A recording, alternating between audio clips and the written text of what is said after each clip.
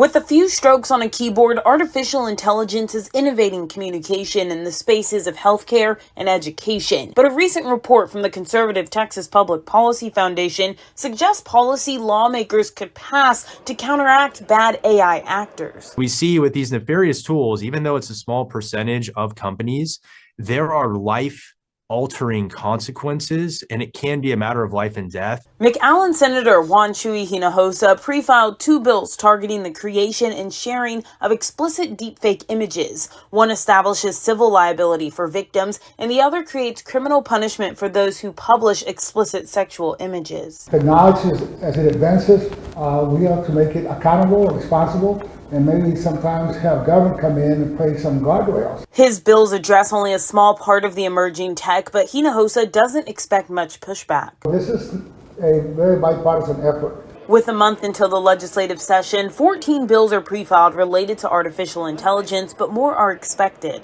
I am honored. A House Committee on AI and Emerging Technologies, chaired by Keller Representative Giovanni Capriglione, spent the interim meeting with hundreds of stakeholders in the AI industry. We're looking at misinformation, disinformation. We're looking at potential use as deepfakes, election interference, revenge porn. I mean, there is a darker side to using this technology. Capriglione drafted a 40-page bill that would create various requirements for AI developers, deployers, and distributors. We do not want to restrict companies from being innovative, from having new, important ways to use artificial intelligence.